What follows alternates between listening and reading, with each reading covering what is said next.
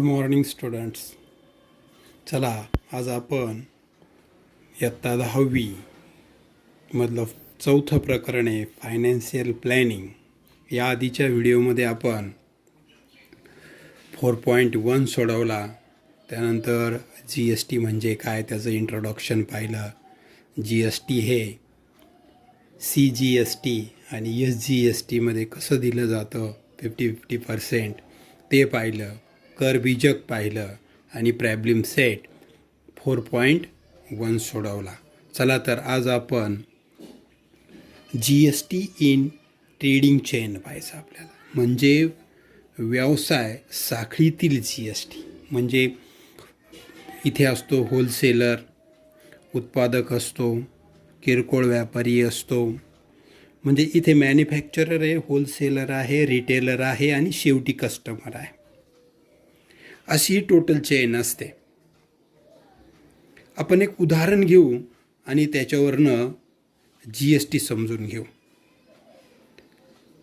समजा एक मॅन्युफॅक्चरर आहे. कोण आहे? मॅन्युफॅक्चरर. आपण त्याला इथे घेऊ. काय म्हणू इथे?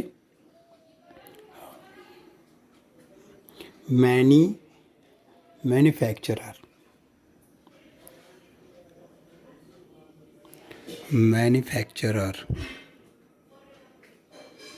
म्हणजे याला मराठीमध्ये म्हणायचं उत्पादक.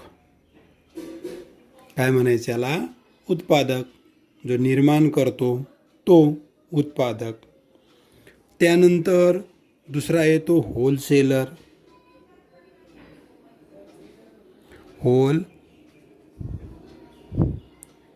सेलर्स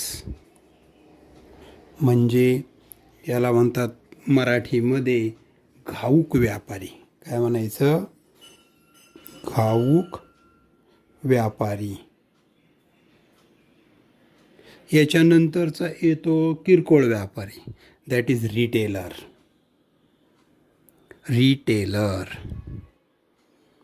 म्हणजे किरकोळ व्यापारी.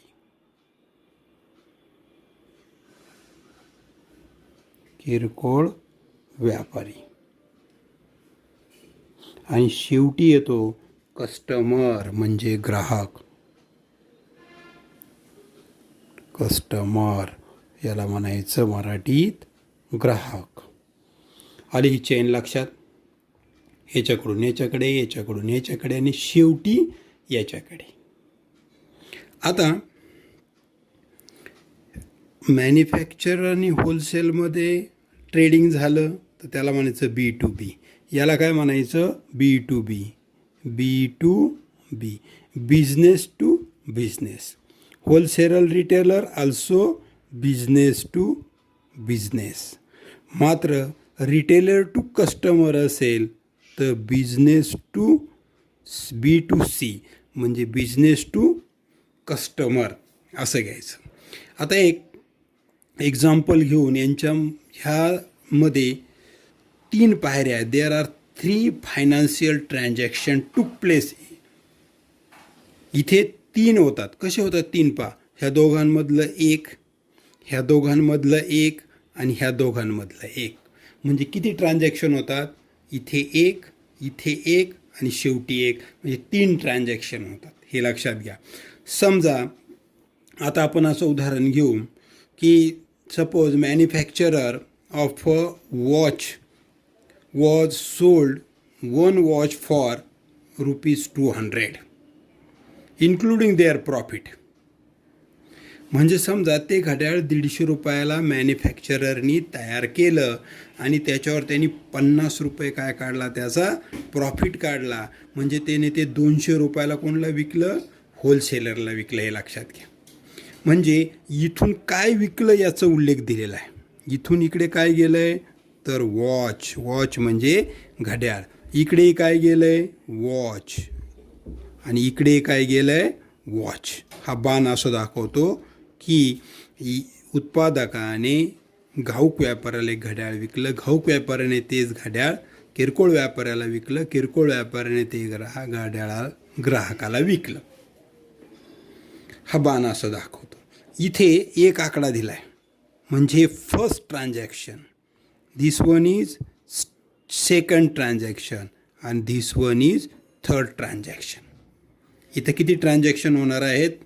Financial transaction, 3 financial transaction took place. आता इथे मग घड्याळाची किंमत किती आहे ती दिलेली आहे. इथे किती आहे? 200 रुपये. किती आहे घड्याळाची किंमत? 200 रुपये आहे. म्हणजे त्याच्यामध्ये मॅन्युफॅक्चररचा प्रॉफिट आहे, इन्क्लुडिंग प्रॉफिट ऑफ मॅन्युफॅक्चर. म्हणजे ते 150 रुपयाला त्याने तयार केलं आणि 50 रुपये त्याचा प्रॉफिट घेतला. असे 200 रुपयाला त्याने काय केलं? ते घड्याळ होलसेलरला विकलं. आता होलसेलरला जर ते घड्याळ विकलं तर होलसेलरला इथे काय होतं?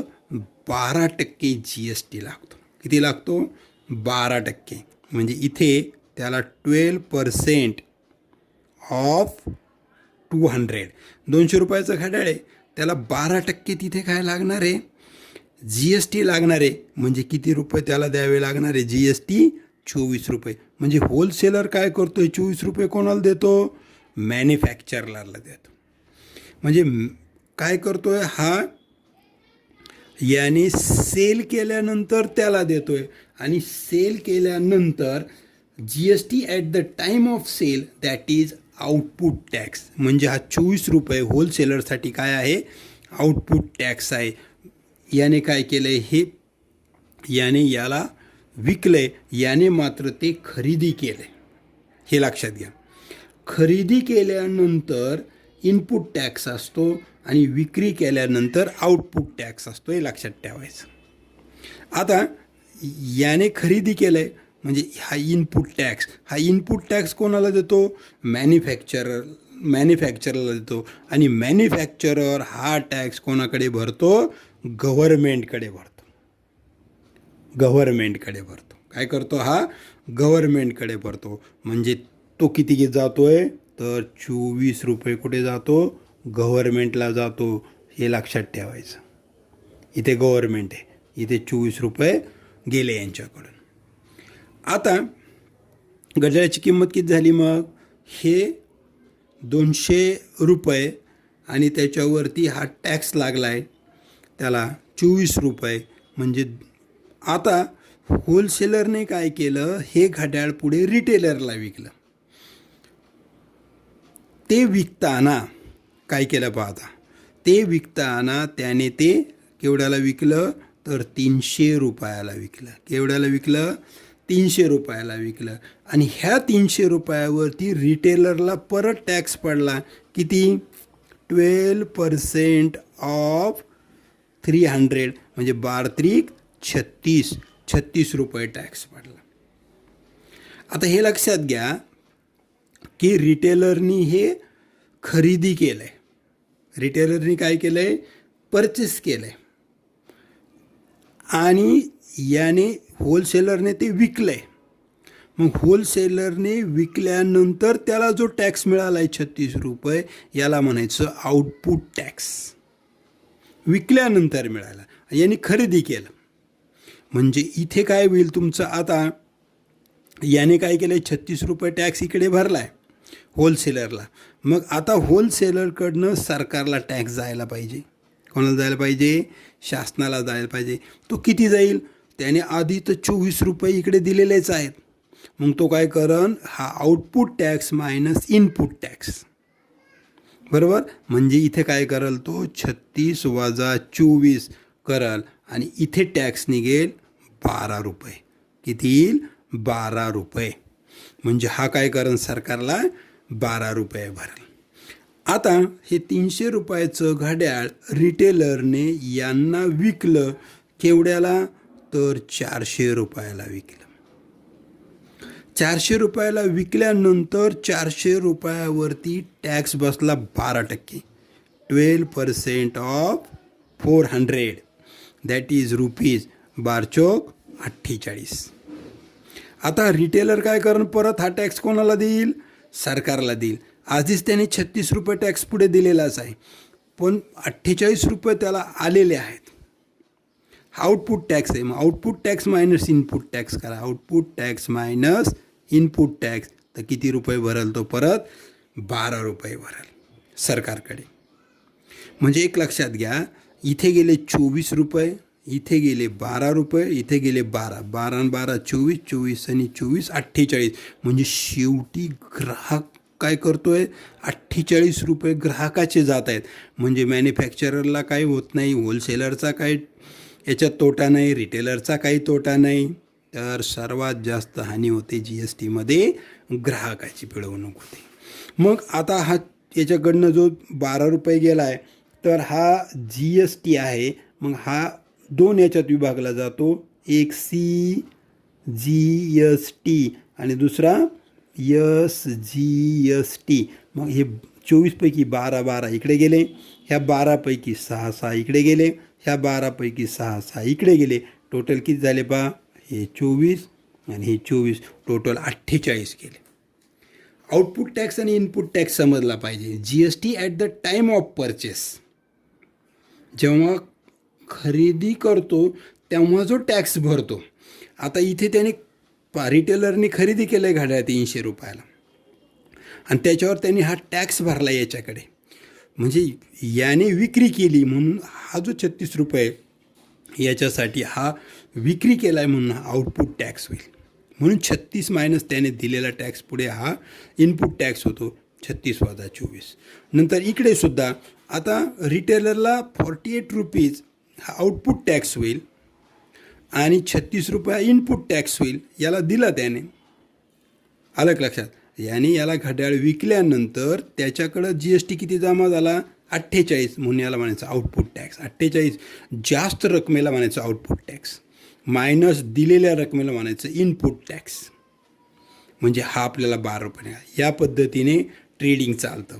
आता पहिल्या पायरीवरती काय झालं, पहिल्या पायरीवरती GST लागताना, आता पुस्तकात लक्ष द्या, या ठिकाणी तुम्हाला तक्ता दिलेला आहे पहा. GST इन टॅक्स इनव्हॉइस 1 पहिल्यामध्ये काय होतं, प्राईज ऑफ वॉच 200, त्याच्यावर GST 6 12 आणि 12 12 म्हणजे 6% लागला आहे. 12% टोटल GST लागला आहे. म्हणजे ₹24 GST आला, तो शासनाकडे गेला. नंतर रिटेलर आणि होलसेलरमध्ये पहा, ₹36 आउटपुट टॅक्स, इनपुट टॅक्स ₹24 आहे, मायनस केला ₹12 सरकारला गेले. रिटेलर आणि कस्टमर पहा, कस्टमर ₹48 देतो आहे, याने घरी खरेदी केल्यानंतर हा, आणि यांनी विकल्यानंतर त्याला ₹48 मिळतात. विकल्यानंतर सेल केल्यानंतर मिळतात, म्हणजे ₹48 आउटपुट टॅक्स झाला. आणि खरेदी केल्यानंतर दिलेला टॅक्स हा ₹36 आहे, म्हणजे हा इनपुट टॅक्स झाला. म्हणून output tax minus input tax. या पद्धतीने हे ट्रेडिंग चालतं. आता या ट्रेडिंगमध्ये तुम्हाला बिझनेस टू बिझनेस ह्या गोष्टी मी समजून सांगितल्या. आउटपुट टॅक्स हा पास समजून सांगितला. पुस्तकामध्ये इथे तुम्हाला what is input tax credit, ITC असं त्याला म्हणतात. काय हा ITC नेमकं, तर इथे तुम्हाला 2 व्याख्या दिले pass. GST at the time of purchase, खरेदी करताना भरलेला कर, त्याला म्हणायचं इनपुट टॅक्स. काय म्हणायचं त्याला, इनपुट टॅक्स म्हणायचं. आणि GST at the time of sale, that is output tax. हे 2 टॅक्स तुमच्या लक्षात आले पाहिजेत की इनपुट टॅक्स केव्हा असतो आणि आउटपुट टॅक्स केव्हा असतो. पहा, वस्तू विकताना व्यापाऱ्याने गोळा केलेला कर म्हणजे आउटपुट टॅक्स, विक्री करताना, सेल करताना. आणि वस्तू व्यापाऱ्याने खरेदीच्या वेळी दिलेला कर म्हणजे इनपुट टॅक्स. म्हणून सूत्र झालं GST पेएबल किती द्यावा लागेल, तर output tax minus input tax credit. हे इनपुट टॅक्सच आहे. वरच्या उदाहरणामध्ये आपण ते पाहिलेलं आहे. म्हणजे आउटपुट टॅक्स, इनपुट टॅक्स आणि टॅक्स पेएबल हे तुमच्या लक्षात आलं. तर एक वाक्य इथे लक्षात ठेवा की GST कसा काढला जातो. GST एक आहे जेव्हा तो परचेस करतो, काय म्हणायचं, टाईम ऑफ परचेस, खरेदी करतो. आणि टाईम ऑफ सेल, विकून गोळा करतो, खरेदी करून देतो. हां, हे खरेदी, हे काय आहे खरेदी, आणि हे काय आहे विक्री. हे लक्षात ठेवा. जेव्हा तो खरेदी करतो तेव्हाच्या टॅक्सला काय म्हणायचं, इनपुट टॅक्स, किंवा त्याला ITC, इनपुट टॅक्स क्रेडिट असं म्हणायचं. आणि याला म्हणायचं आउटपुट टॅक्स. हे लक्षात ठेवा, इनपुट टॅक्स, आउटपुट टॅक्स. मग GST पेएबल कसा काढतो, आपल्याला जो सरकारला GST द्यायचा आहे, GST payable is equal to output tax minus input tax, किंवा ITC म्हणा, इनपुट टॅक्स, किंवा त्याला आपण ITC असा उल्लेख करतो. या फॉर्म्युल्यावरती तुमचं 4.1 ही एक्झरसाइज आहे की GST कसा काढला जातो, इनपुट टॅक्स म्हणजे काय, आउटपुट टॅक्स म्हणजे काय. आता तुमच्या पुस्तकामध्ये पान नंबर 90 काढा आणि 90वरती काही उदाहरणं सोडून दिलेली आहेत. त्यातलं दुसरं उदाहरण पाहता इथे काय म्हणतात त्या दुसऱ्या उदाहरणावरनं. हे उदाहरण आपण ओरली पाहू आणि नंतर बाकीचे उदाहरणं आपण 4.2 मधले सोडू.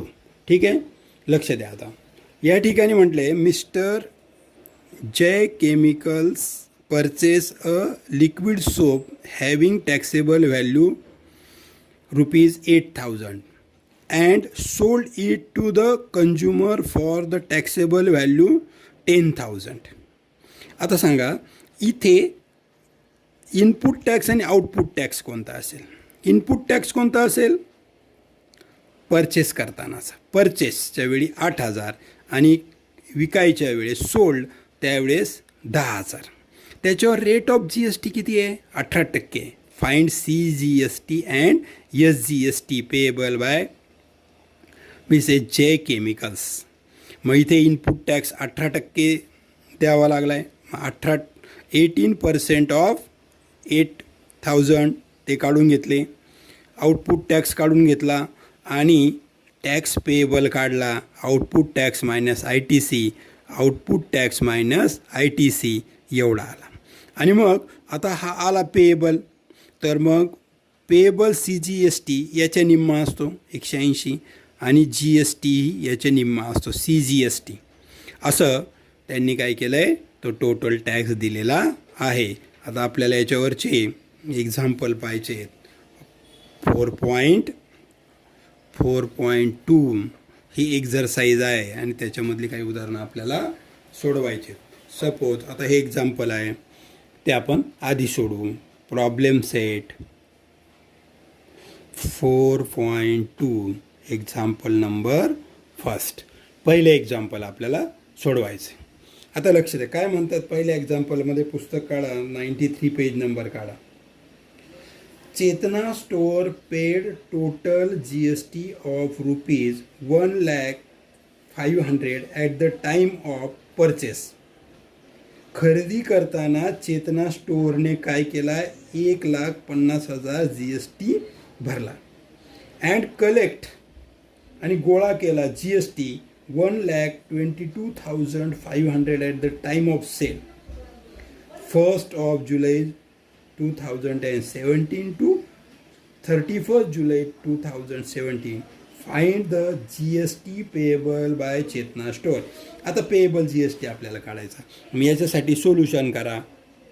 सोल्युशनमध्ये काय करायचं, पहिलं इनपुट टॅक्स काढू आपण. इनपुट टॅक्स किती आहे पहा, इनपुट टॅक्स. आता इनपुट टॅक्स म्हणजे काय, तर जेव्हा तो परचेस करतो त्यावेळेस, तर पहिलीच लाईन आहे, 1,50,500 त्याने काय केलेत GST भरलेला आहे.